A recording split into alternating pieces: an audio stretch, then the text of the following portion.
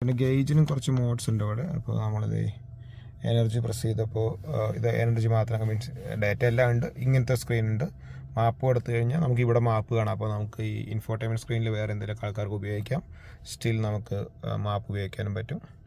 അപ്പോൾ റീസെൻ്റ് ഞാൻ ആദ്യമൊക്കെ എടുക്കുന്ന സമയത്ത് ഇപ്പോൾ എൻ്റെ അടുത്തിരിക്കുന്ന ആൾ ചിലപ്പോൾ പാട്ടിടാനോ വേറെ എന്തെങ്കിലും ചെയ്യാനൊക്കെ പോകുമ്പോൾ എൻ്റെ മാപ്പ് പോകുമായിരുന്നു. അപ്പോൾ റീസെൻ്റ് നമ്മൾ ഫിഗർ ഔട്ട് ചെയ്ത് ഇങ്ങനത്തെ ഓപ്ഷൻ ഉണ്ടെന്ന്. ക്ലീൻ എന്ന് പറഞ്ഞാൽ കുറച്ചുകൂടെ ക്ലീൻ ആയിട്ടുള്ളൊരു സിമ്പിൾ വേണ്ടവർക്ക് ചെയ്യാനുള്ളതാണ്.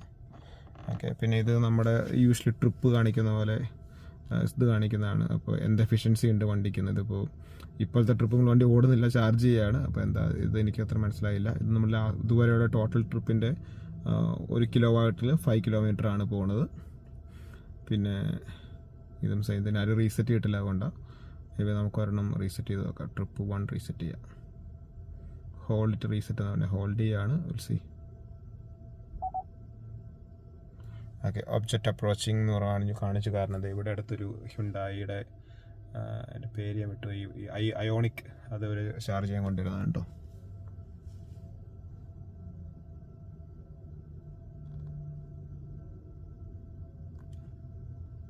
ഓക്കെ, അതെ ഞാൻ അത് മനസ്സിലാക്കി വരുന്നുള്ളൂ എങ്ങനെയാണ് അത് റീസെറ്റ് ചെയ്യുന്നത്. ഇവിടെ ആയിരിക്കാം മേ ബി കേട്ടോ ഹോൾഡ് റീസെറ്റ്. ഓക്കെ, അവിടെ ആയിരുന്നു. സോ അവിടെ റീസെറ്റ് ചെയ്തു. ഇത് നമ്മുടെ ഹെഡ്ലൈറ്റിൻ്റെ ഓട്ടോ മോഡുകളൊക്കെ. പിന്നെ ഇതാണ് ബാക്കി വണ്ടിയുടെ